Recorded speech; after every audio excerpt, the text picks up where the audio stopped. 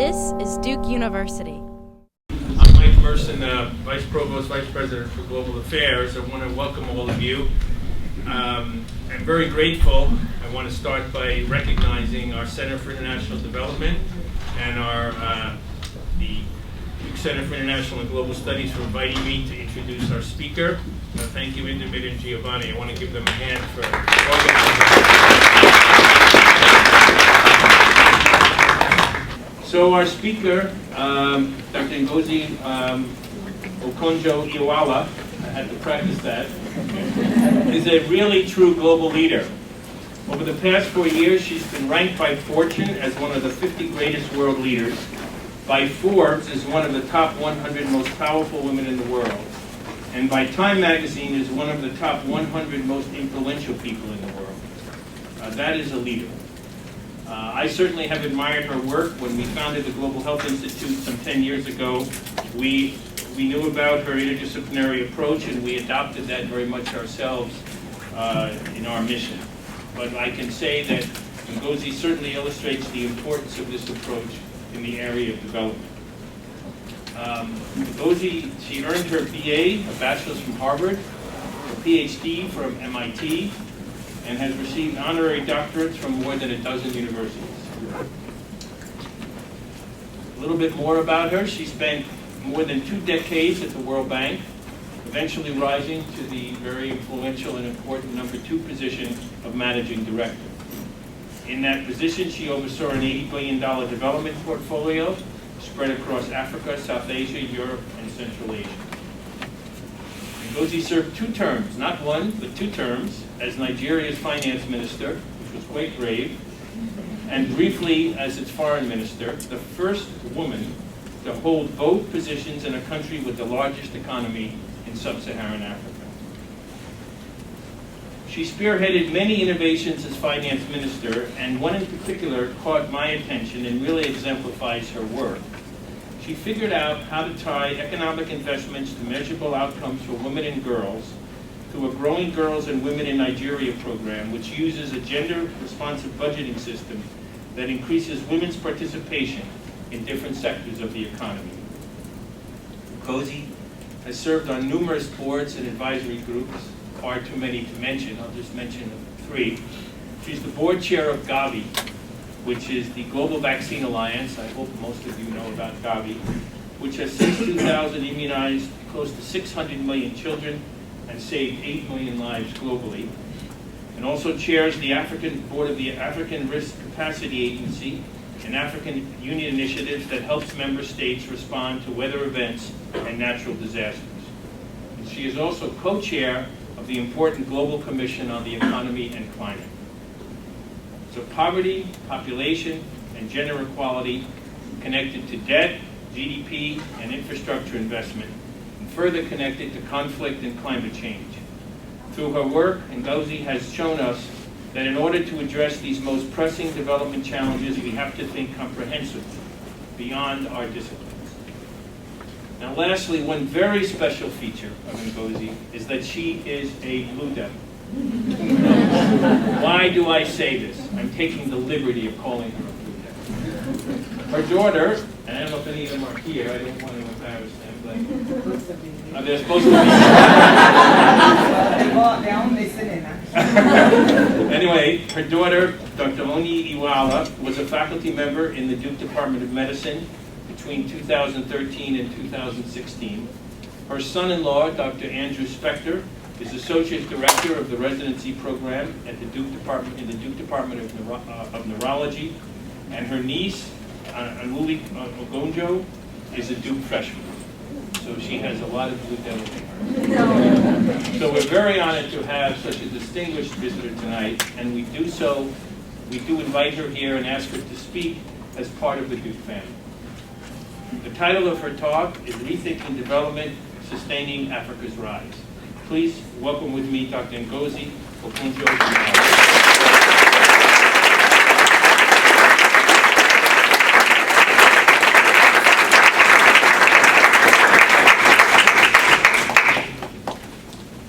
Well, thank you very much. And I see the room is full, but I'm under no illusions you're here because of me. Oh, my daughter just showed up. Hi, Oni.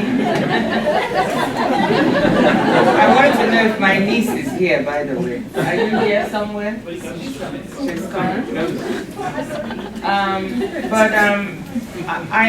I'm sure you're not here because of me. You're here because there's some free food. Oh no! Being offered at the back there. You know, I remember my student days. You know, there was all this wine and cheese, and we were always trying to go where the wine and cheese was in order to fill our stomachs. But it's an absolute pleasure to be here at Duke this evening and to see all of you. I really want to thank Professor Michael Merson, who is a very distinguished person in the field of global health, for taking the trouble to chair this talk this evening among all his busy things that he has to do. And we've been trading stories about Nigeria. You know, he knows Nigeria, and we both remember times when we ran for seats on Nigeria Airways. Those were the days. So we'll trade more stories after, but thank you. I had time to have a meeting with the President, Vincent Price, this morning, and I think it was a very good meeting. And I tried to encourage him to do more on Africa. I know you're already doing quite a lot, especially in East Africa. And you're also doing a lot in China, in Beijing, which I think is totally appropriate. But we could shift you a little bit to West Africa, so we'll try and work on that. And I really enjoyed my meeting with him, and I want to thank him for having me here. But I wouldn't be here today if it were not for the work of Professor Ndemik Gill, who is here, and his wonderful, wonderful colleagues at the Duke Center for International Development. I don't say all of them by name, but several of them are here, and they're so enthusiastic, so committed to the field. I've had an absolutely wonderful time with them.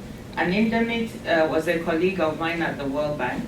He was the chief economist for Europe and Central Asia. When I was managing director, singularly educated me and in an innovative way of how to think about what Central Eastern Europe could contribute. So I want to thank him. There are other old friends from the World Bank, like Phyllis Pomeranz, who is not here, Francis Letham, who is here, and so on, it's a pleasure to see them in the crowd.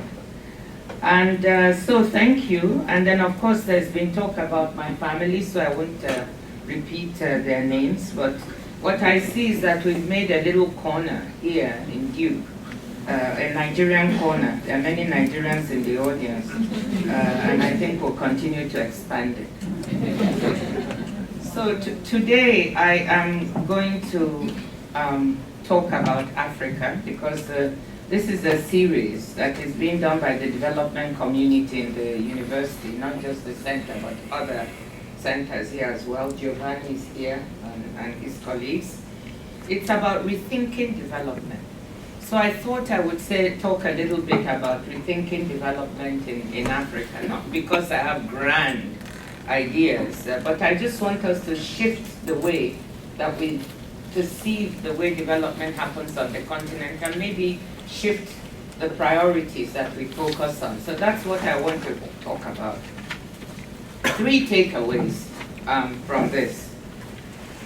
So let me give them to you up front, so you write them down. And I have to say I'm very indebted to Ndemik and the center, because they've done marvelous analysis, and you see some really wonderful charts up there, and I've drawn a lot on their work to illustrate what I'm going to say. So 3 things. The first is that over the last few decades, African countries have shown that the continent is capable of tremendous progress.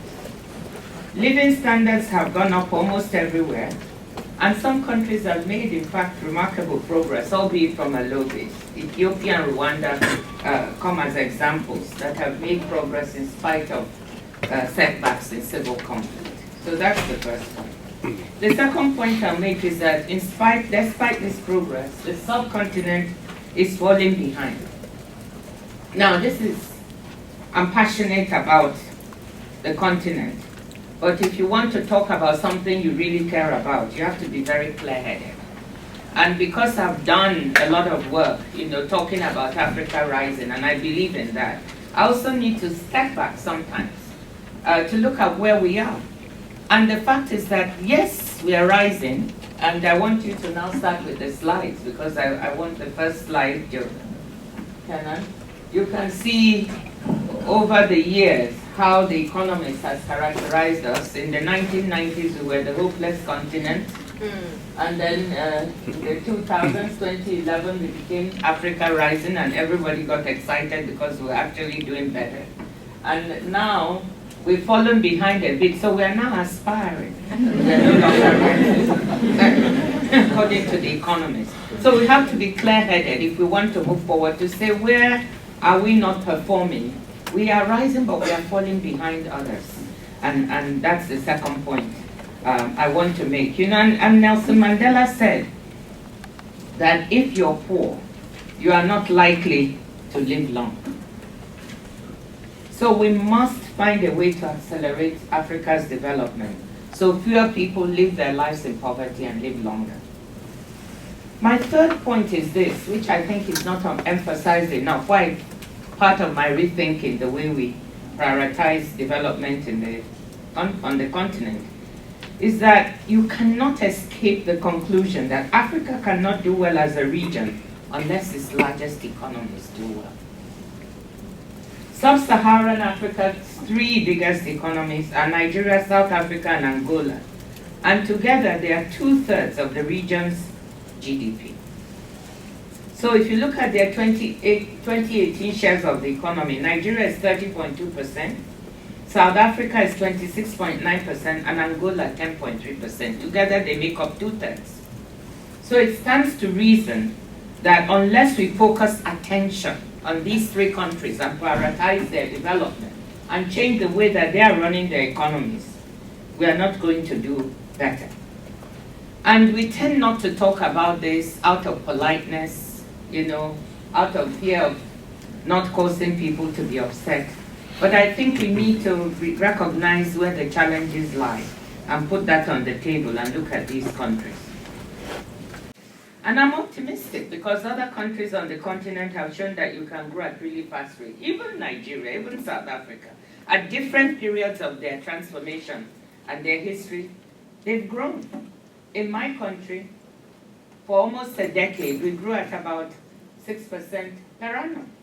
And I'm not just saying that because I'm biased. A lot of that happened when I was finance minister. I'm not here to praise myself, but I have to point, facts don't lie, it did happen, and it shows we can do better. I was not all that happy with that growth most of the time because it didn't create enough jobs. So it was not as inclusive as I would have liked. But the first thing you have to do is accelerate growth, and then try to make that inclusive growth so that you create the needed jobs. So those are the 3 points I'd like us to look at. And there's going to be a lot of repetition, getting at this from many angles. So don't get bored, but I'm going to give you charts that keep illustrating the point, these 3 points. Now let's go to the main point, the need to rethink African development. The 48 countries of Sub-Saharan Africa have shown that when external conditions are right, they can grow, reduce poverty rates, and improve human development outcomes. Let's look at it. We've looked at the first slide of the Economist about how they perceived us. And I know that most of you we've talked about examples of countries that have shown that they could do well. So we have good examples on the continent. But before I go on, let me tell you why I care about Africa. Yes, it's because I'm African. But it's also not the main reason. The main reason I care is because of the young population of Africa. And I care about young people everywhere. They give me hope. And when you look at Africa, and you look at that chart up there, you will see something very telling. By the end of this century, there will be 600 million young people in Africa, as much as the rest of the world combined. This could be a wonderful thing if we can make them productive, and they would contribute greatly to the continent. But it will be a terrible thing if we don't. And this is very consequential, not just for Africa, but for the rest of the world. So that's why it matters. That's the first point. And you can see the chart there, the red is Sub-Saharan Africa, and the way that the youth population is going to skyrocket. There are two things that make me worry in addition to that. The first is that there are twice as many poor people in Africa today, the next chart, as there were when most of you were born. In 1980, there were 200 million Africans living in extreme poverty. Today is defined as living under $1.90 a day, the World Bank's numbers. But today the number is over 400 million. You can see 414 million people are living in poverty. If you also look at that graph, you see that the trend of numbers living in poverty everywhere is down. And East Asia, China, because of China's spectacular performance in pulling people out of poverty, has done very well. But in Africa, the trend is upwards. And that makes me really worried.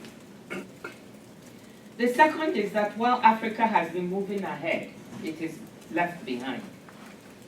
Now, people, when I say that, people stop and think, what does it mean? So we are progressing. And I'll say more about that progress so people know. But we are falling behind the rest of the world. And this is where the truth comes in. If you look at us just by ourselves, you find that we're making progress compared to decades ago. But if you compare us to South Asia, for instance, and that next slide, you can see that South Asia is now catching up and surpassing Sub-Saharan Africa in terms of per capita GDP. I know that's not the only measure, and there are other measures of whether a country and continent is making progress or not. But just by that measure, they're leaving us behind. And we used to be, you can look at that chart, we used to be better off. If you look at East Asia, which is the next chart, you'll see that the gap, so East Asia has been performing much better than Sub-Saharan Africa, but the importance is, how is that gap? Are we narrowing the gap between us and them, or is it increasing? And clearly, you can see from that chart that this is increasing and not narrowing. So I think one of the questions we need to ask is this. We have Sub-Saharan Africa that has as much wealth in terms of natural resources as any other region. I think the issue is, why aren't we transforming this wealth into higher incomes and better living standards, as well as the Asians and Latin Americans seem to be doing? And I know that this is a difficult question to answer, but I'm here at Duke, right? This is one of the best universities in the world. That's why Amule is here. She finally entered the room.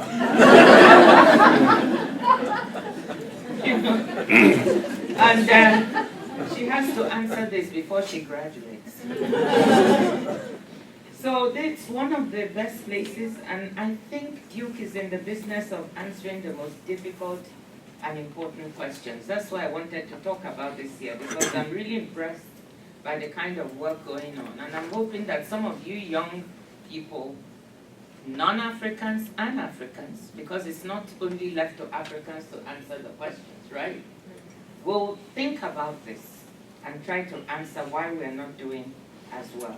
Now, the African Union, with its Agenda 2063, and the United Nations Economic Commission on Africa, the African Development Bank have also been worrying about this problem. And they've analyzed it, and they put out this report on Agenda 2063. So it's not that the Africans themselves are not hugely concerned. They're doing their own work, and they've looked at many answers, including the fact that we're deindustrializing instead of industrializing. That's part of why we're not creating decent jobs. We, of course, have governance and corruption issues, and I'll say more about that a little bit later, and so on. So they've done this analysis, and but we need to go deeper into the issue, and I think there's quite a lot of work for us still to do. So I've always talked about this abundance of hope, about Africa. And that's why today I'll be a little, surprise you a little by taking this slightly different tack to look at our experience, where it stacks up against that of others in the world. So when, as I said, I want to go back to the fact that when you put us in the international context, you know, I want us to put up that chart so that people can really see.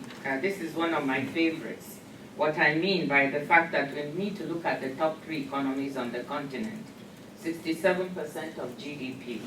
And the next 3, Ethiopia, Kenya, and Tanzania, you can see, you know, just how small they are in terms of shares, even though the countries are ones that people popularly talk about.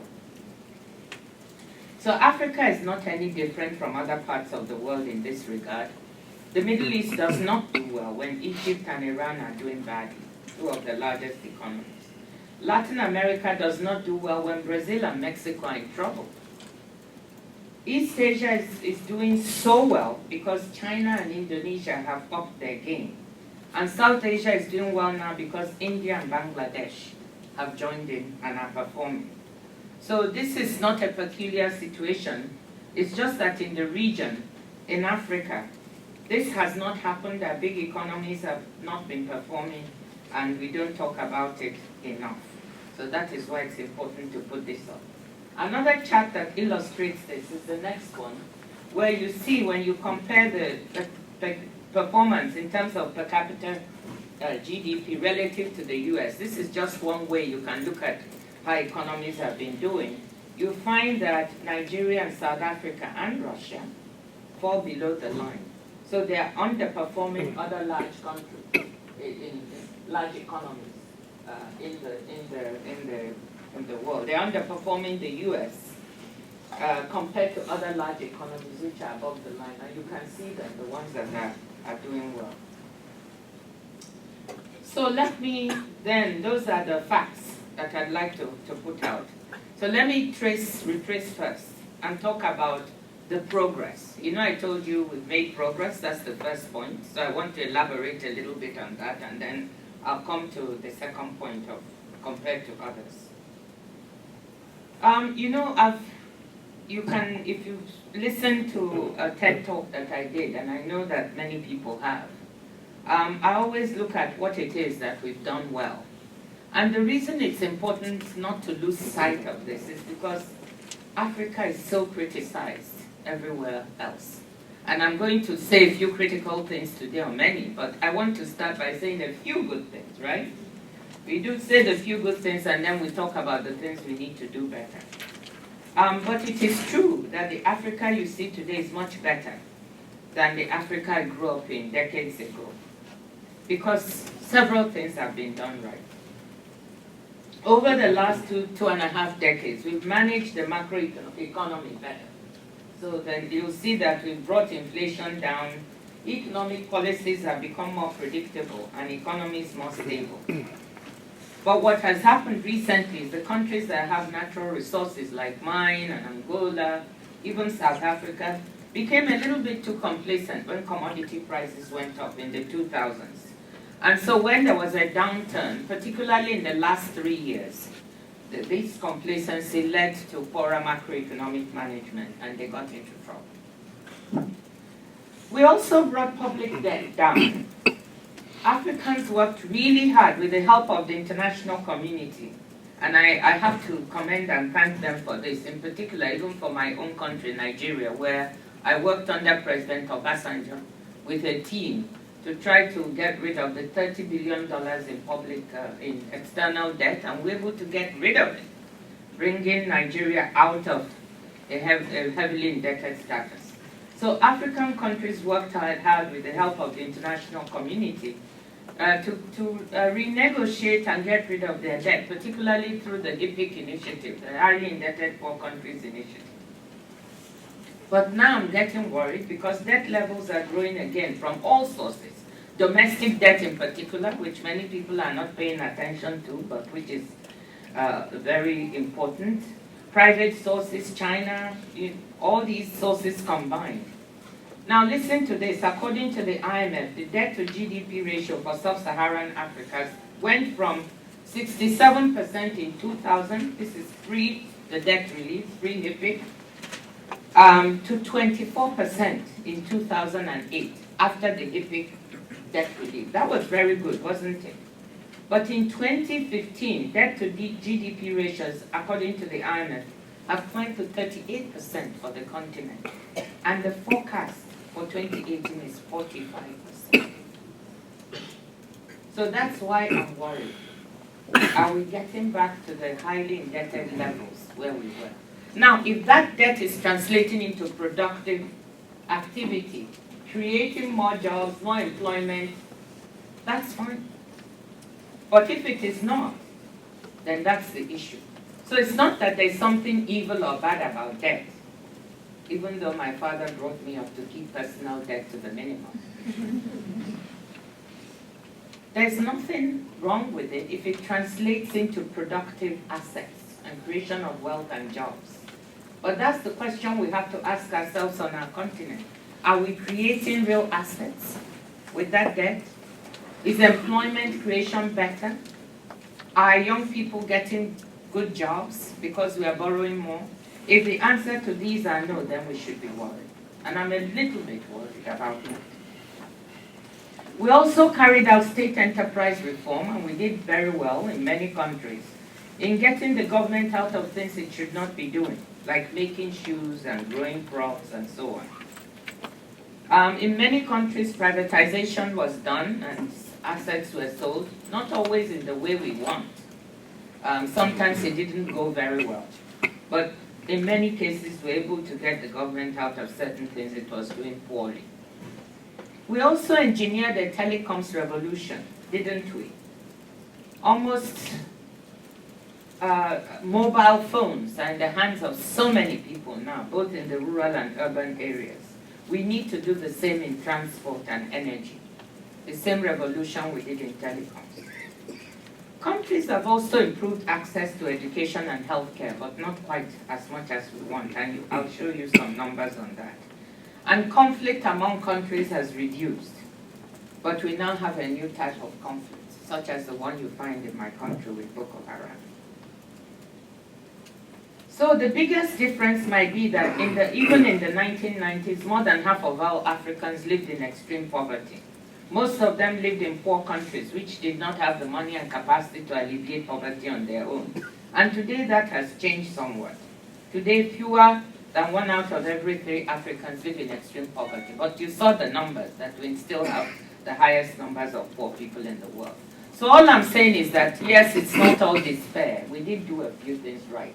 Because I want the young Africans in this room and their friends to understand that we did right. What does that mean? It means we can do it right again. And we shouldn't slip back into trouble. But that doing right is not enough. We need to do much more and faster. We need to change our indicators, our growth numbers, our human development indicators much faster than we've done. So not all the numbers I've told you are things to be proud of. We have not transformed as fast as we should, and I'll show you more data on incomes, education, health, transport, and electricity in order to make my point. This is not meant to dishearten anyone. As I said, we've shown we can do some things right, but it's meant to spur us on. I don't know about you, but when I see a possibility to do better, and I see things are not going right, rather than being discouraged, I feel like we can do it. As Winston Churchill said, success is not final, failure is not fatal, it is the courage to continue that counts. And that's what I want to talk about. So the fact that for the first time South Asia's per capita income exceeded ours is not something we should become too depressed about, but it should spur us on. The fact that in East Asia, in 1960, more than half of the world's abject poverty was in East Asia. And today the number is less than 15%. And in Sub-Saharan Africa it's 50%. Should not discourage us too much. So why has this been the case? Why have we been not developing as fast as we should? And we are falling behind other regions. I think part of the problem has been that Africa's economies have been more volatile. Growth in sub-Saharan Africa is characterized by frequent swings between expansions and contractions. This happens in the world, but in Africa the swings are more frequent and they're also bigger. And when you have that level, that type of volatility and swing in performance, this is something that is very, very difficult to manage and is very damaging to the growth story. In Nigeria, we actually experienced this, and I'm sorry I forgot to bring a copy of my book, Reforming the Unreformable. Maybe I deliberately forgot it, so I'm not here to advertise. We will promote it for you afterwards.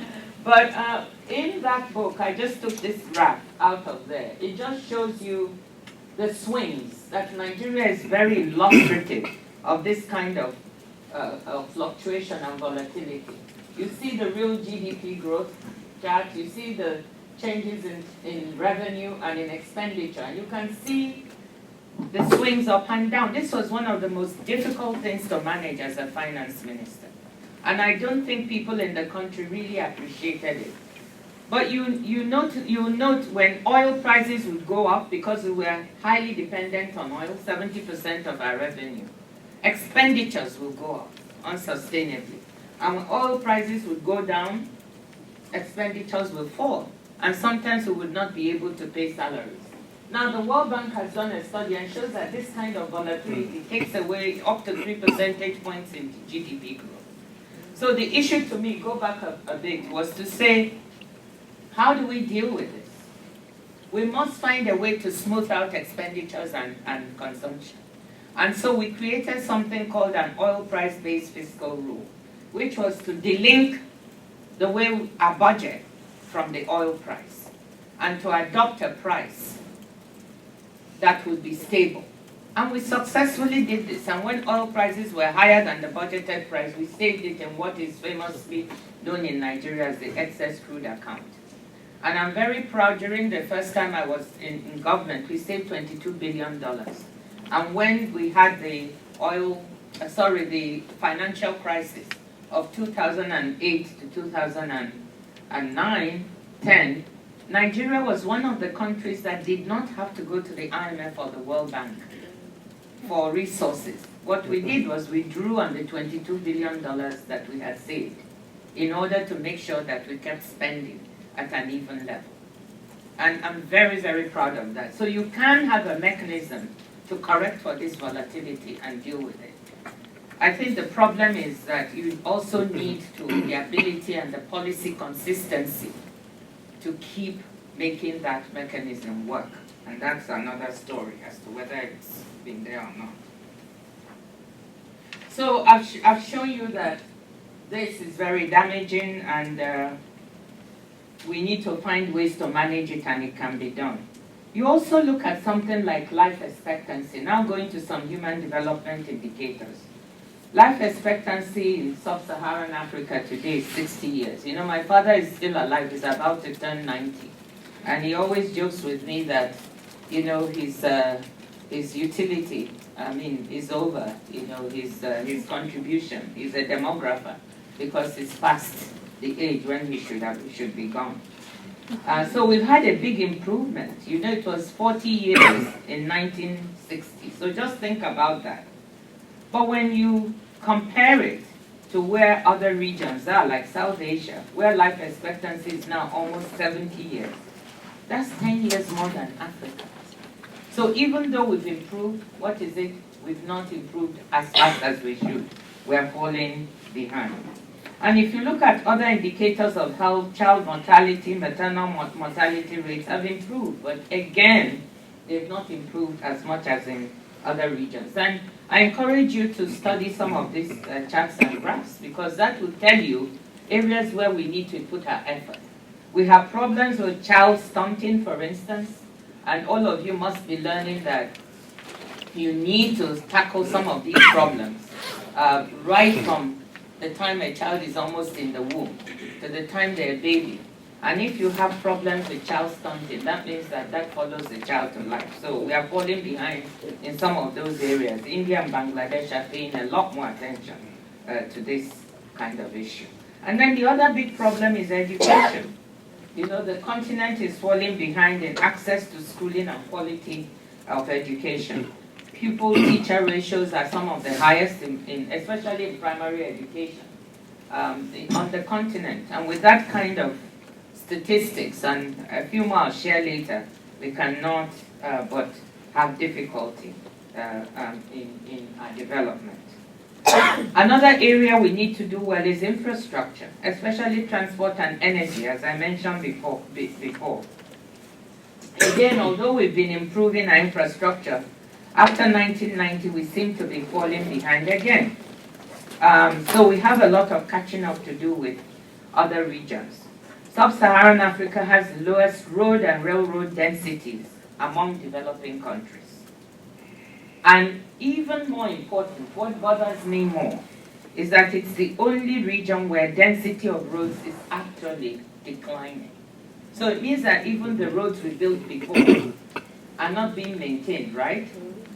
And we're falling behind. It's just like the poverty is the wrong trend, the road density is the wrong trend. So we're not even maintaining the assets we created before. That's very important. You know, at home, on the continent, we don't really have a good maintenance culture. We build, but we don't maintain. So this is very important for all of you who want to work on Africa. One of the things we need to do is think hard about the assets we create and how we maintain those assets. The other aspect of infrastructure is energy. Access to energy, especially electricity, is a precondition to economic development. I often quote Dr. Adesina, the president of the African Development Bank, who said that Africa is being tired. It's tired of being in the dark, and that you cannot develop in the dark. You know, so how do you provide education and healthcare without electricity? I know that from our vaccine work in Gavi, that we have to devise really innovative ways to take care of vaccines on the continent because of the issue of power. In 2014, 630 million people on the continent did not have access to electricity, and that's more than half the population. 2 out of every 3 people in African cities have electricity now, but in rural areas, access is very, very low. And that makes all the difference, because 2 out of 3 Africans still live in rural areas. So what we need to think about is, how do we get power to those people? Well, here's a famous picture of how Africa looks at night, right? From NASA, I think it's from NASA. Yes. So you can see how there's light in other parts of the world. And in Africa, it's almost completely dark. Australia looks a bit darker than I would have expected. Maybe there are some Australians in the audience who can help us explain why. It's because it's a vast continent and there are large areas where people don't live. So some people say we need a miracle on the continent, but I don't really think it's a question of a miracle, because other large economies have shown that they can do it, they can pull through. Some of our small economies have also shown they can do it, so we know we can do it. So how do we do better? This is the last part of my talk now. I think there are 2 or 3 things we need to do. First and foremost is transforming the 3 largest economies: Nigeria, South Africa, and Angola. You can see that in the last 3 years, the performance has been really poor. Nigeria fell into recession, is now forecast to grow at 2.1% this year and maybe slightly better next year, but that's still lower than the population growth rate. So what does that mean? It means that we have negative per capita GDP growth, and that means more and more people are falling into poverty. South Africa is also not doing well, Angola the same. So the first and foremost thing is, how do we prioritize attention to these 3 countries? How do they transform their economies and manage them better? Because we can have Rwanda, Ethiopia, and others growing at wonderful rates. And I think the international community should strongly commend these countries because they're setting an example. But just the shares of, as we saw previously, of even the next three largest economies are not up to that of Nigeria alone. So unless these three large countries change, it's one of the ways we can do better. Focus attention. And I think the Gates Foundation has got the message, because they've now decided they're going to prioritize the three large economies. Well, they're prioritizing Nigeria, South Africa, and Angola. Sorry, and Ethiopia, not Angola, on the continent, to try to see how they can work in these countries. The message is that if you are in the development community, the aid community, I'm not saying do not work on other countries, so I don't want Africans from other countries here to get annoyed. That's not what I'm saying. I'm sure there are people here from Ghana, Mali, Togo, Kenya. I'm not saying you're not important. And you know, by the way, your countries are the ones that people really like. People love Ghana. You know, Ghana gets all kinds of things that if Nigerian economic management did, we would be clobbered. People love Ghana. I love Ghana too. And Kenya and so on. They're much more hospitable. So I'm not trying to say don't pay attention, but I'm just making the point that these large economies, if we don't really focus our attention on the way they are managing, we are not going. The other economies, in other words, cannot really pull the numbers of the continent out. These are the three that can do it. So that's the first trick we have to have, a solution to make those three countries work much, much better. And it matters. It matters because South Africa is a member of the G20 and a member of the BRICS. Nigeria should be too, in my opinion. But it is our voice in this community. So if it's not doing well, what happens? It automatically means people assume the continent is not doing well. Nigeria is the largest economy with the largest GDP. If it's not doing well, people automatically look at that and think the continent is not doing well. So these countries have a responsibility well beyond their boundaries to perform better. The second set of solutions I think we need to look at, both in those countries but on the continent at large, is the three things that I mentioned that we need to transform. The first is education. And here, the critical point is education of girls.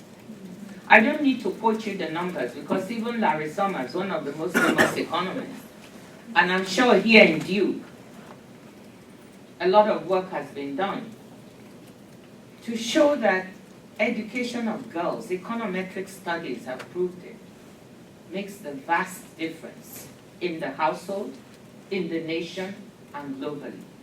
So if we want to transform the continent, we really have to pay attention to education of girls.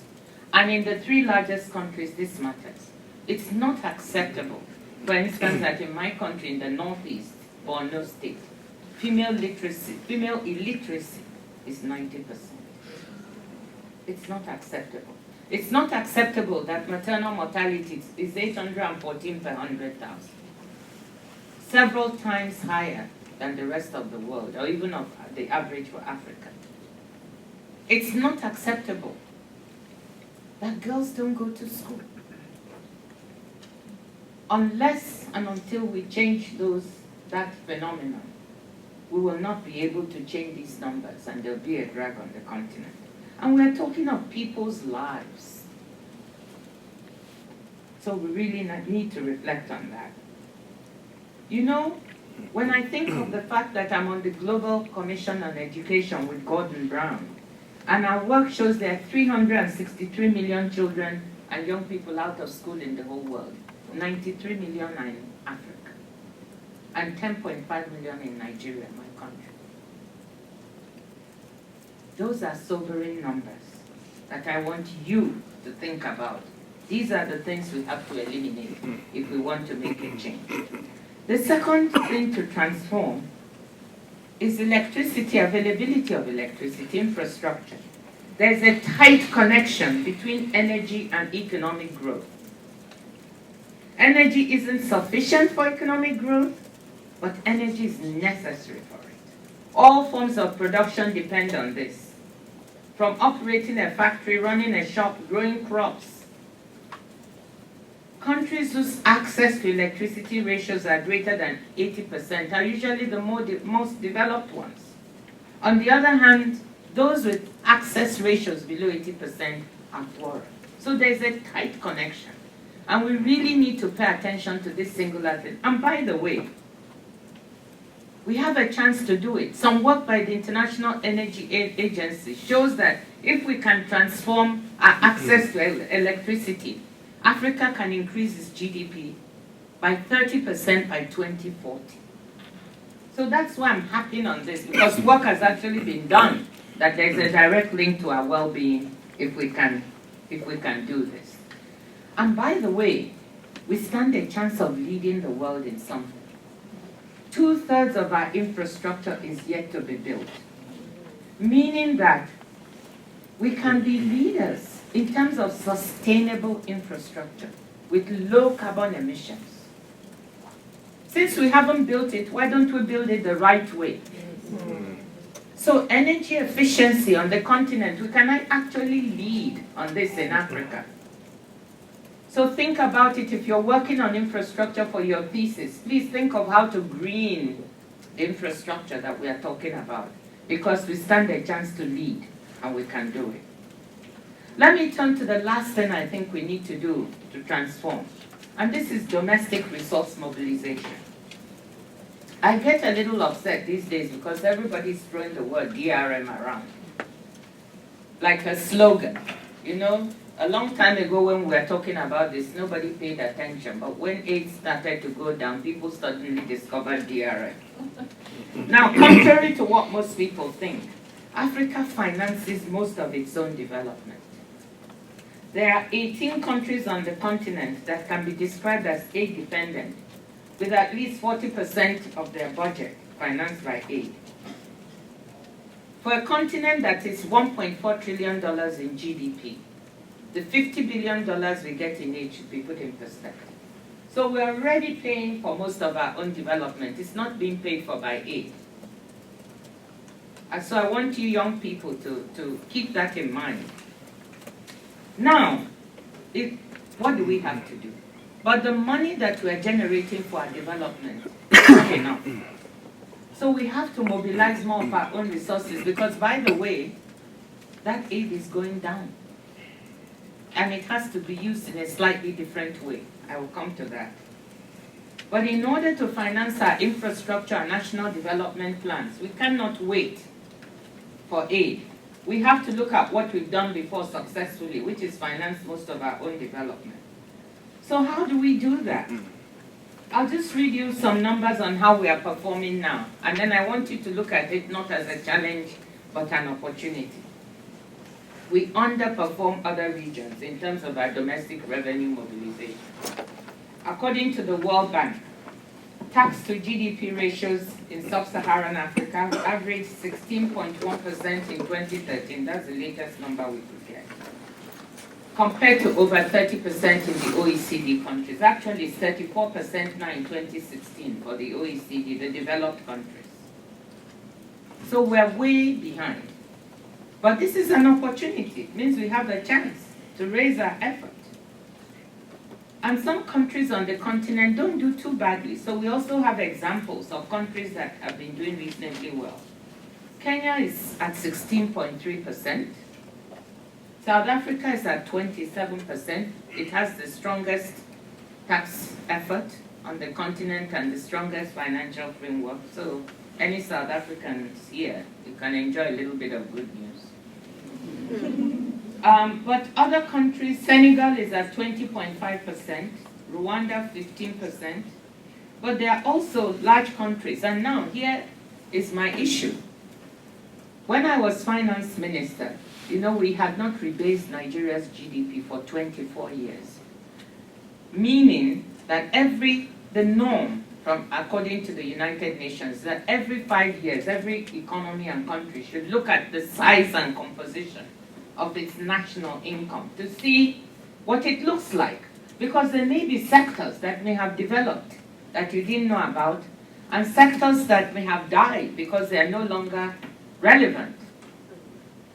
So you should do it every 5 years, but in Nigeria, we didn't do it for 24 years. So when I was finance minister, some thinking and effort by the National Bureau of Statistics under Yemi Kale had already started. So we tried to accelerate and to do it. And we did it, and that's how Nigeria became the largest economy. At the time, it went from $268 billion to $510 billion and overtook South Africa. But what did that do? With a large denominator and a smaller numerator, some of the ratios began to look awful. The tax to GDP ratio went down to less than 2%. And I was not at all proud, being proud of having the largest economy, but not proud of being a finance minister whose tax to GDP ratio was that low. Even the revenue to GDP ratio at 5% all went down. So this was one of those consequences that you don't know what to do about. So, but I knew at the same time it meant we had room. And when we rebased the economy, we found sectors that were not existing before. Like the entertainment sector, Nollywood. The entertainment sector was 1% of GDP and did not feature in our GDP previously, and had created over 200,000 direct jobs and 1 million indirect jobs. So we found agriculture had shifted, industry had gone up, and so many interesting things. But what it meant was that there are sectors that were not being captured in our tax effort and tax net that we could now look at. And that's what I'm really trying to illustrate, that if we look at our economies, part of what we have to do is look at the composition, look at what we're doing. Look at our tax administration, very, very weak in many countries. And because it's weak, we have a lot of illicit and licit financial flows out of the economies. The finance ministers, when I was still in office, we called Thabo Mbeki, the previous president of South Africa, to chair a panel to look at these illicit financial flows. And guess what? $50 billion disappears from the continent every year. That's exactly the size of the aid flows we are getting, isn't it? There is base erosion and profit shifting. Companies that shift where they do business to low tax jurisdictions so they can pay little. And complete asymmetry of information between these companies and the government officials on the other side of the table, because they have the expertise and the knowledge on how to do these things and we don't. So because of that, we lose a lot in taxes. And so if we were able to take care of these problems, we could close some of that gap. Even if we got just $25 to $30 billion back, that would be a substantial addition, right, to the domestic revenues, which could help us build infrastructure and other things.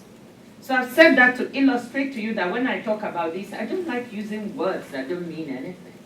So if I talk of domestic resource mobilization, what are we talking about?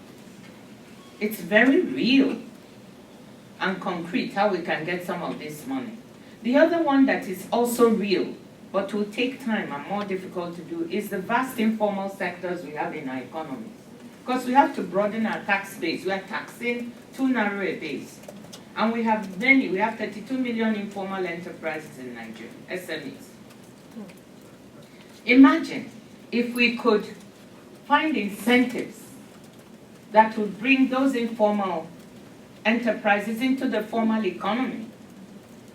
And then we could give them some relief, because some of them are their own local governments, meaning they have to generate their own power and their own water. So you can't tax them too much. But if we gave them some relief for a time and then brought them into the tax net, that would make for a big difference, wouldn't it? Actually, in Nigeria, under President Jonathan, we created something called UWIN, Youth Enterprise with Innovation. And this was a business planning competition for young people, entrepreneurs under 40, where, with a good business plan, we would give grants of $10,000 to $90,000. That's real money to invest in your business. And so we supported over 3,000 of these young people. And they didn't know that there was a subtle thing behind it. Of course, with that, we could bring them what? Into the tax net. They would become more formal enterprises because when they won the competition, we registered their businesses, right? And we helped them even register their products with NAFTA, the Food and Drug Administration. You know, so then they entered the formal economy, and we did it with an incentive. So you can think of creative ways in which you can spend some money up front, create an incentive, bring these economies, and thereby broaden your tax base. So these are the things we have to think about. Now, finally, the other aspect is how do we use the aid that comes in back? Aid is diminishing. As I said, we're not really aid dependent. There are 18 countries that could be so described, but they still finance the bulk of their development. But the flow we have, how can we use it more creatively? Because this is diminishing. Taxpayers in developed countries are no longer so keen on supporting international aid. And by the way, their perception of the aid they're given is so exaggerated compared to the reality. But we have to think about it. They may not be willing. You know, in the US, the IMF did its last Article 4 review of the US economy. And you have to think and have a little bit of sympathy. Over the past decade, the income of 50% of Americans has stagnated. Which is why you have the voters that voted the way they did. They too are being left behind. And somehow President Trump got that message and others did not get the memo. 50% of the population has their income stagnating. So are those people going to support aid? The answer is no. They're going to say, I'm suffering here, my children are not getting jobs, they are on opioids. Why should I support any aid going anywhere? So the world is changing. The people who were sympathetic before will no longer be sympathetic because their circumstances need to change too.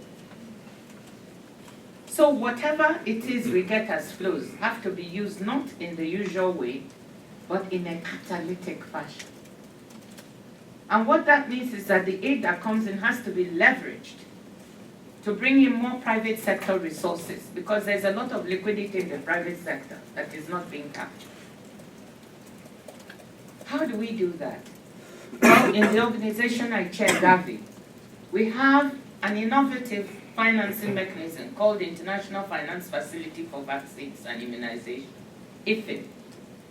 IFIM, with the guarantee of governments that support it, we go on the capital markets and raise resources for vaccines and immunization. Can you believe that? It doesn't have to be done with aid per se. People are willing to invest in vaccine bonds. They're very popular in Japan. And with that, we can front load those resources and save many more lives now, with the government paying the interest and principal later. So I'm thinking that for Africa, I just wrote a paper with some friends and an opinion piece called The Big Bond. It started when the Kennedy School invited me to come and speak on a big idea 10 years ago. And with my staff, especially my lead economist called Brian Pinto, we brainstormed this idea of the big bond. And we have resurrected it, thinking of how we can raise resources for Africa's development. What if we could securitize some of the $50 billion coming to us in aid and use that to front load $100 billion to deal with African infrastructure, particularly infrastructure that connects countries and can facilitate intercontinental trade. What if we could build the Lagos to Dakar road? It's not so far-fetched. And it's not out of whack to think.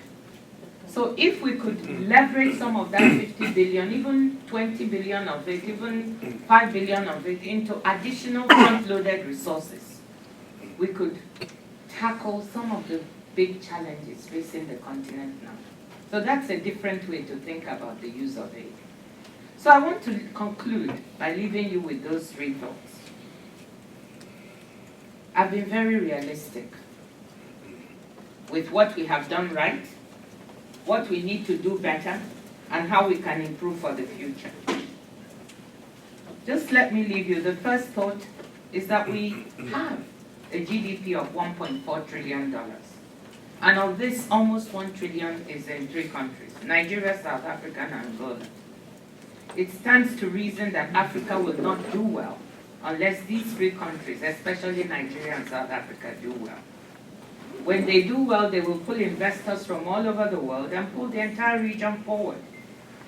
And while it is difficult for multilateral institutions like the African Development Bank, the World Bank, the IMF, and others to explicitly base their regional strategies on these 3 countries out of the 48 in Sub-Saharan Africa, I think we have to start thinking of a way to prioritize these 3 countries and to pull them forward. And as I said, foundations like Gates have recognized that they cannot make a difference in numbers on the continent unless they work in these countries. So second is the fact that even though I say that these economies, let's say the Ethiopias, Rwandas, and Senegals, cannot really make a difference in the numbers, but I think they deserve strong international commendation because they set an example. They may not be able to pull us forward, but they certainly show what we are capable of doing. And so I want to make that point.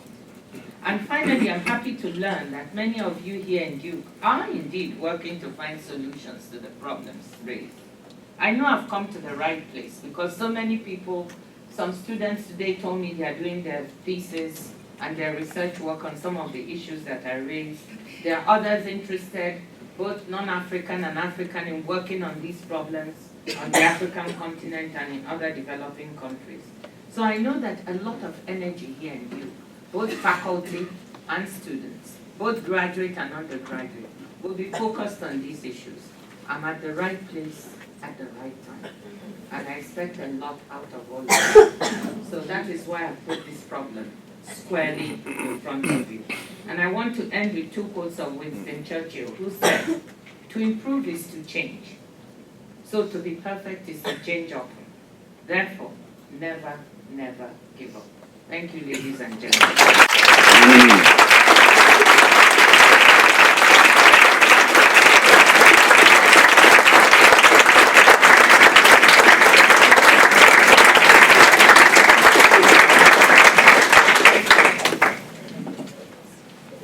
Wonderful remarks. Inspiring, I hope to all our students. And if you're not working on a thesis dealing with Africa, now they better work on it. So we have up to 25 minutes.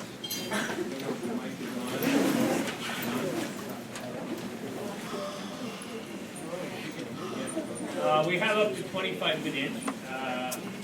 Ngozi is happy to answer any questions. Don't be shy. Don't be shy. Let me see if we have any hands. Could you just say a little bit about where you're from or what you do, just so she has an idea who she's responding to? I'm from Nepal. It's another developing country in South Asia. So thank you for the wonderful talk. It was very inspiring. I have so many questions, but Please stand. I'll ask 2 of my many questions. So one is like, what made the 3 countries that are in the top economy different from the other countries in Africa? And like, my other question is, so like, how is the development, like the challenges that are faced in like African continents similar and different from South Asia or like other developing countries? Okay, before you, any other, let's take a few questions and then we can maybe group them if it's comfortable. Yes? Hi, I'm Fifa from Madagascar, and my thesis is actually about development of Africa by economic development of Africa by taking the model of East Asia. So I wanted to know about corruption because there was no data about it in the presentation, because I think political stability and corruption control are 2 of the biggest things that have to be, like, that can lead to our poverty now. Okay, another question? Yes? Hi, my name is Emma Klugman. I'm from Washington, D.C., originally from Australia. My question is about one of the countries around. I answered the Everyone question left. for you. Thank you.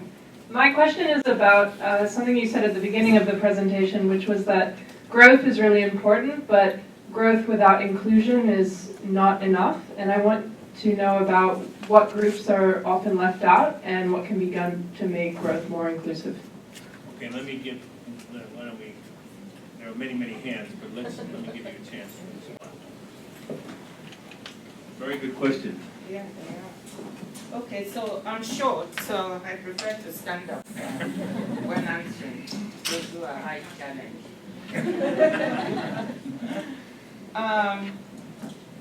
Is there a difference between the three? Why are the three countries different? Any difference between South Asian countries like Nepal and Africa? No, the three countries are different because they are large, and they command 2/3 of the economy of the continent. That's why they stand out. So that means they also have bigger responsibilities than other countries. If in Nigeria you're 30% of Africa's, Sub-Saharan Africa's GDP, and 72% of West Africa's GDP, you can't think of just yourself. It means that the neighborhood matters. Why do you think America and Mexico, the Mexicans are concerned about what happens in the US? Because if the US economy, even the globe, is not doing well, what happens? It has an impact elsewhere, isn't it? Look at what happened when we had the financial crisis in the US and the economic crisis. It brought down the globe for 10 years. So there's a neighborhood effect of these three countries being so large in terms of their economy. And that is why I singled them out, that if we don't pay attention to what they do, then we have a problem. Then between South Asia and Africa, Nepal has many of the same issues and problems that many of the countries in Africa have. But I think we have a particular issue on the continent in that many of our countries are commodity dependent. And South Asia does not have that. And what happens with commodity dependent countries is that they get euphoric when prices of those commodities are high and they are selling, and they don't even save during those high times, right? Because what happens is if you have that phenomenon, to manage the volatility, you save during good times, so that during bad times, it's even in your household. Doesn't everybody save? I know when I tried to say this in my country, they told me, oh, you know, I said, let's save for the rainy day. They said, it's raining already. It's falling in, so why are you saving? Or even when it's raining, put a little bit aside, because it will rain harder one day. And then you won't even have a penny to deal with. Okay? So that's the difference. We are so commodity dependent, we became lazy and dependent on these commodities. South Asia is commodity poor. So they've learned to develop and struggle without natural resources. And you can sometimes do better in that way. The second issue has to do with corruption and political stability. Actually, there's a chapter in my speech. You know, sometimes I do a speech or I have a speech. I have a whole paragraph here, but I skipped it. And it was a little bit deliberate. I'll have a lot to say about corruption and political stability maybe sometime later. A whole lot. But today I just thought I'd stick to put some more economic notions and stay away from it. But it is a critical factor in one of the things holding us back. So you're absolutely right to worry about it, because it's a corrosive factor in our growth. But I don't know about other countries, but I think that if you come to my country, the vast majority of Nigerians are honest, hard-working people who just want the government to provide basic services and get out of their way. And they'll thrive. They are so entrepreneurial. And it is a small elite that is holding the country back as far as corruption is concerned. So I have a lot of time for Nigerians. I'm just using that to illustrate, and I think on the continent this is the case. The majority of Africans do not have corruption written on their faces or names. They are honest, hard-working people. And I will do my Swiss test. I think we just have weak institutions, sometimes state capture, and leadership and elite over years that have not been able to liberate us to serve the interests of the majority of people. And that's it. It's not that African people are any different. We have very weak institutions, and fighting corruption is, impunity is also high. So good, you need to capture the people who are corrupt and punish. But you also need to build strong institutions to prevent people from being tempted in the first place. Americans and Europeans are no more honest than we are. And I'll do my Swiss test here in Duke. So how many of you know who the president of Switzerland is? Put up your hand. Does anybody know? But people are willing to put their money in Switzerland, right? They send their children to finishing schools in Switzerland. Do they buy apartments in Switzerland? Isn't that one of the favorite places in the world? They ski in Switzerland. They have Davos in Switzerland. But they don't know who runs Switzerland. And what is the reason? By the way, the president is called Doris Leopard. And the presidency rotates every year among a group of 3 ministers. But nobody cares. Because Switzerland has some of the strongest institutions in the world. People believe in the rule of law in Switzerland. They believe if they invest there and something goes wrong, they will get justice. They believe Switzerland is not corrupt, and they've been trying, but they're holding some of our money. They were. I have to commend them because they tried to give them back recently, asset recovery. So this is what I'm saying. But what happens on the continent of Africa? Everybody wants to know who the president is. Who is the president? Who is the finance minister? Who is this? Who is that? It's so personality driven. We don't need that. We need strong institutions so that people do not care who the president or finance minister or anybody is. That's the difference. If Europeans and Americans were confronted with the kind of weak institutions we have, they also would dip their hands in the pot. So we better focus on the fundamentals, and building those institutions takes time. So that's what I have to tell you. You're absolutely on the right track. That is an issue, but I hope you analyze it in the appropriate way. And then what about the issue of growth and the groups that are left out? I think that there are 2 things that we need to know. First of all, in order for a country to advance, it has to grow. Because there are people who say growth doesn't matter. And that's not true. That's why it's not for nothing that all the economists in this world and others beyond focus on the issue of growth. But the issue is, what is the quality of that growth? And what I've been trying to say is we had growth, but we have to go behind the growth numbers and improve the quality. What do I mean by that? We need to focus on sectors that are fundamentally job creating in the economy. Because we have a problem with a burgeoning youth population that needs to be employed. So if we can have the agriculture sector grow and create jobs where we have a comparative advantage, then that's good quality growth. If we can improve manufacturing on the continent that creates jobs, that's also good quality growth. So that's really what I mean, even services. And so those who get left behind are those who are poorer in the population. Often the young get left behind because they don't have the jobs. Women are often excluded, and girls.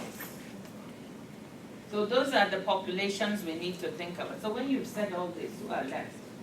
The men. So, and they're the ones who have power too. So I think we need to change something. Women, what does this mean? Sorry? No, yeah, get in power, but you have to educate your boys. When you have children, it starts at home.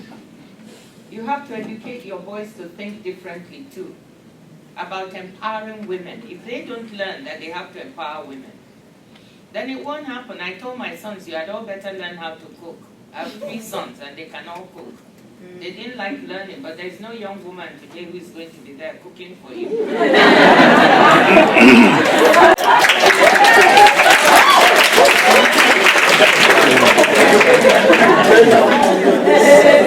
Okay, we'll take 3 more questions, right? I'm Tina Mariam, I'm from Nigeria, I'm an undergrad here, and Where in Nigeria? Lagos. Well, I'm from Imo State, but I live in Lagos.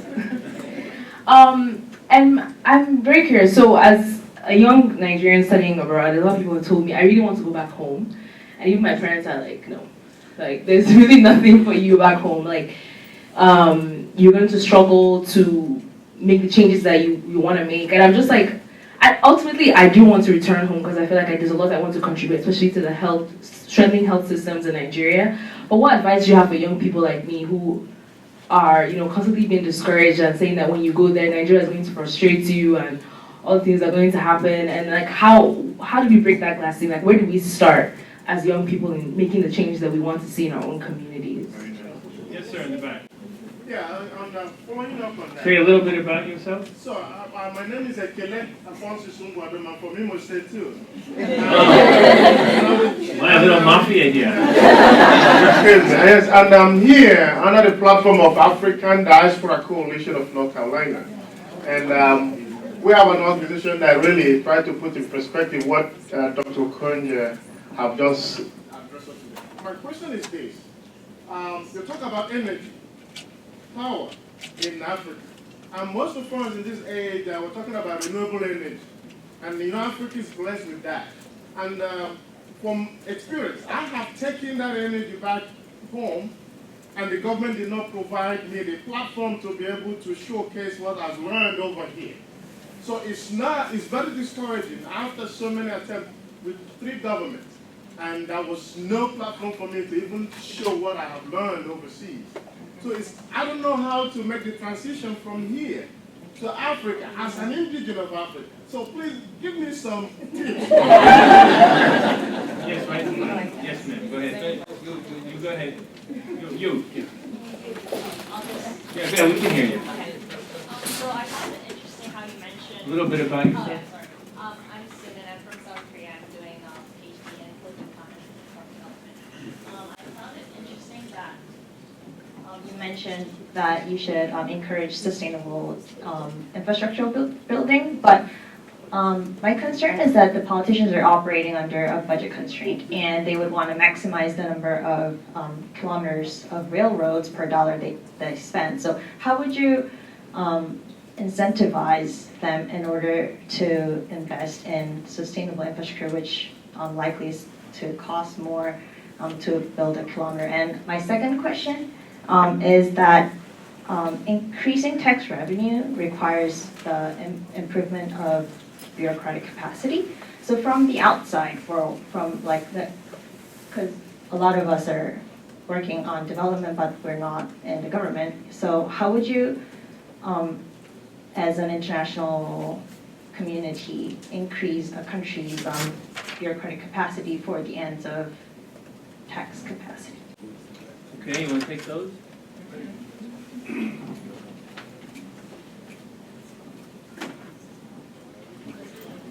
Okay. Can I have a question to that tax capacity? Go ahead, quick, yeah. Okay, so I was I'm Nigerian, by the way, of your state as well. Hey, Odi. Question with that is, talk about the tax base and the missing areas in the GDP. When I was there, one of the things I realized was a huge part of it that was missing was the housing industry. And how do you incorporate that into it? Additionally, in Lagos, of 19 million people almost, depending on your census count, you have 19 people that pay taxes. And then from the Inland Revenue Service, the e-file that they put out, only 55,000 out of almost 200 million people pay taxes. How do you grow that base, and how do you, we understand there's a problem, there's a gap, but how do you bring more people into that? So we have some real Nigerian questions here. Yeah, well, that's what I try to talk about, but I'll come back to it. Okay. The first question and the second are really linked, even though one was about renewable energy, but it's all about frustration, about going back home. So it's the frustration in almost every African country, but in Nigeria it's acute. And it happened to me too. When you go home, people at home feel, so who is this person who has been abroad while I've been breaking my back here? Who does he or she think they are to come and now tell me that they have knowledge and they want to help? Who the hell do they think they are? I'm not going to make any way for them. That's the typical attitude.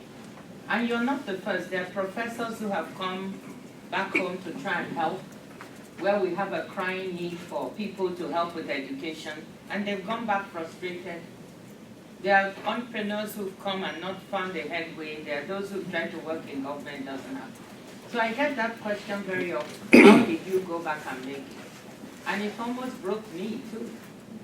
But I think you need to think of something fundamentally, and that is, do I want to go back or don't I? Because no one at home is going to make way for you. You just have to, within yourself, decide whether as an African or a Nigerian, you want to go home and contribute. Don't look for anyone to open the door. So you have to plan to do whatever you need to do on your own steam. I'm sorry to say that.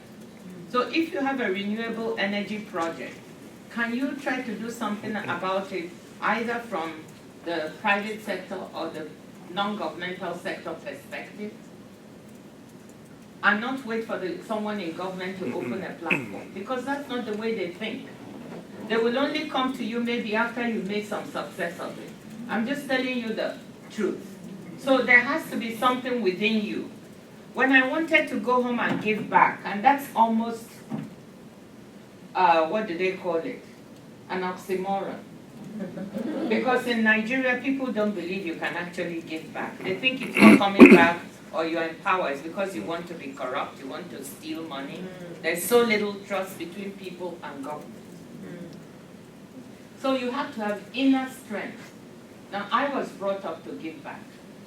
It was something my father and my parents made me believe in. So for a long time, I felt I needed to do that. That you cannot be well off alone. That even if you're rich, if the people near you don't have, you have to give something. I'm not saying you shouldn't be well off or live comfortably. No, but give back.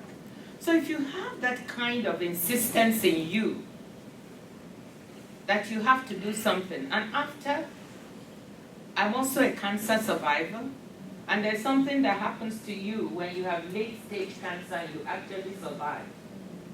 You feel like, wow, I've been given a new lease on life. How can I pay back some of that? How do you pay it forward? So I had a lot of that going, and that was why when I wanted, there was a chance, I went back.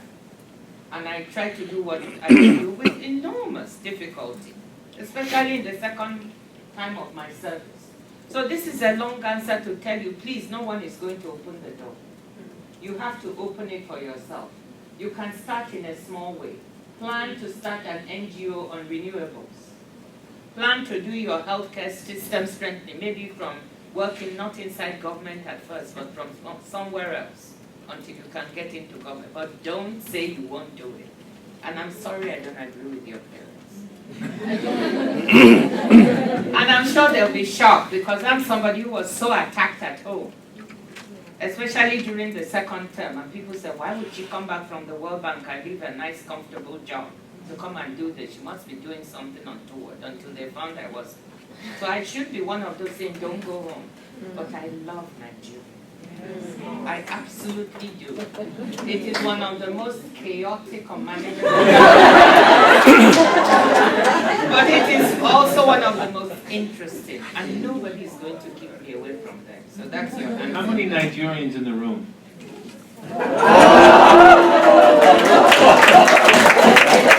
I want to give you a feel for that. Well, my daughter is testimony. She can every time when they were growing up, they are my son-in-law. We just came back from Nigeria, right? I'll tell you a secret. We told Onyinye she could not marry Andrew unless he came to Nigeria and liked it, right? So the second question has to do with, so I've answered the two. The third question was about sustainable infrastructure. Well, the analysis, you know, I'm chair of this group with Lord Nicholas Stern and Paul Pullman of Unilever of the new climate economy. And the analysis we've done on sustainable infrastructure shows you need about $6 billion a year to provide that infrastructure. And we have $2 billion now, so you have a gap.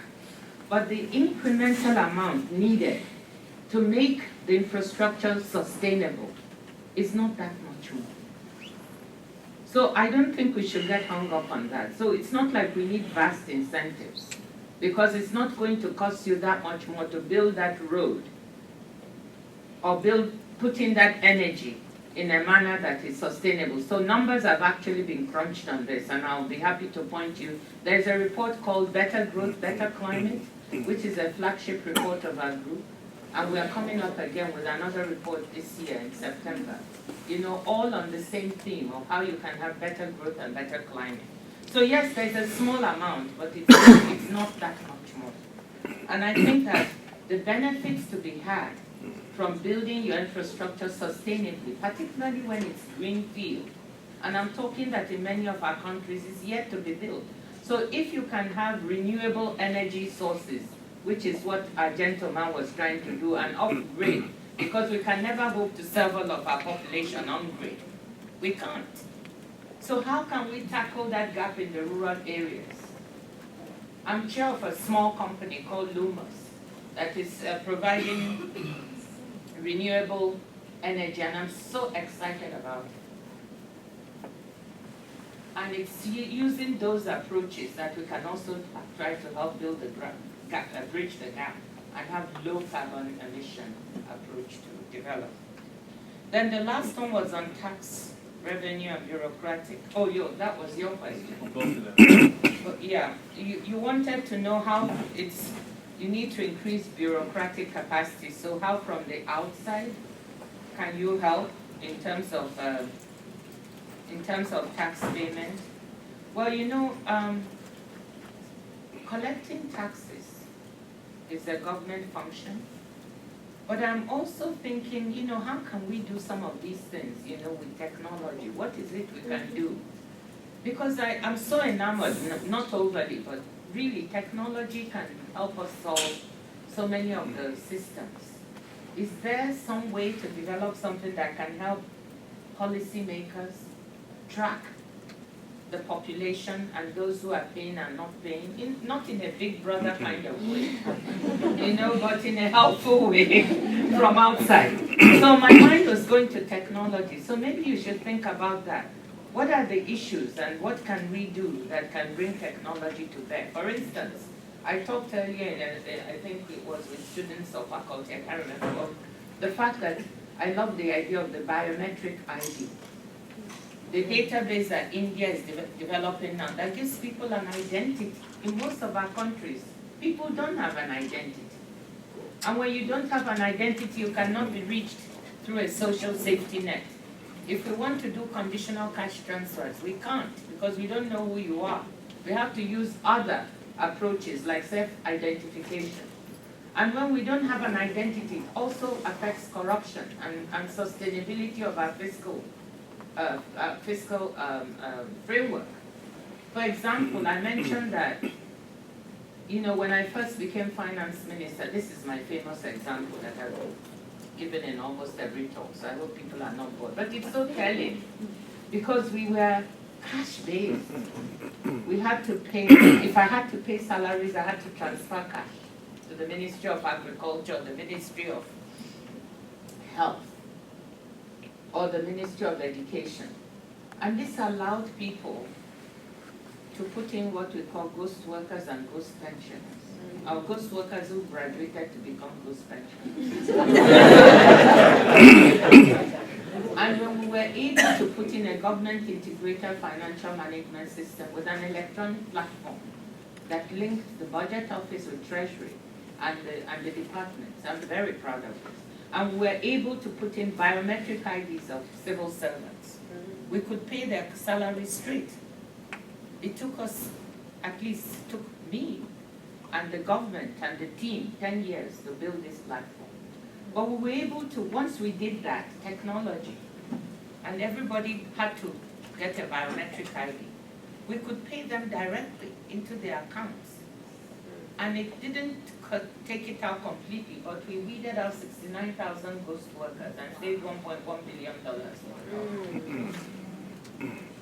So let's think of things. Ways in which we can use technology to do what you're trying to do. Then, housing industry, huge.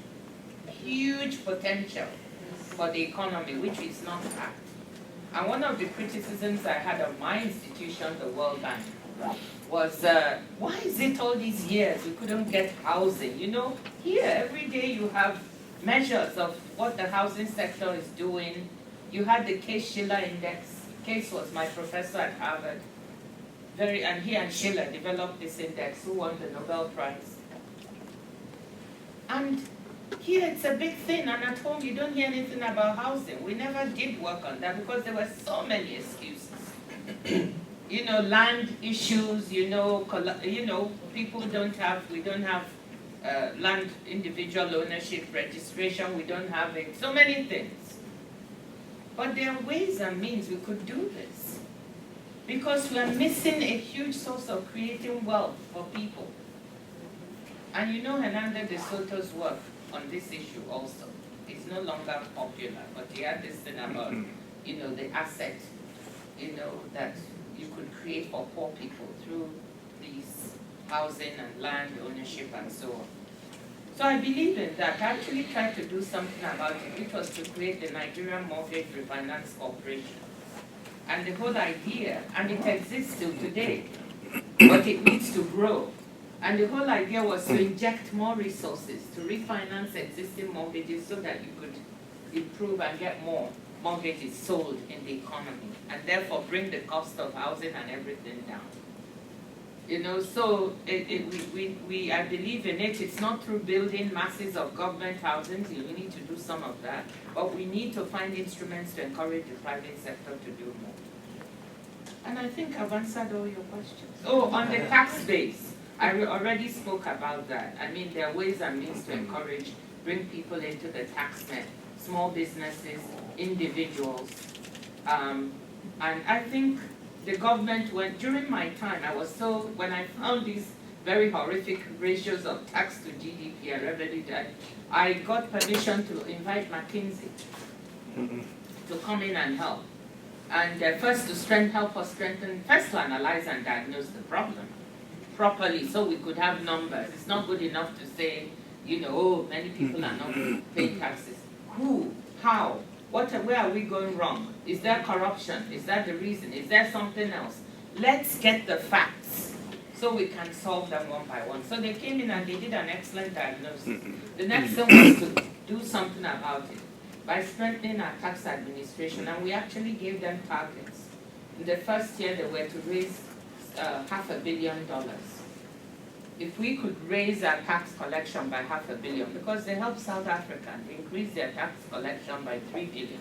And you know, South Africa was already good. They helped Angola. So yes, in the first year that we had, they brought in an extra $600,000. So they did even $600 million. $600 million, yes. So they did even better than the tax. No, I think that they did better, Papa. Had you asked DCID, they would have got you even more.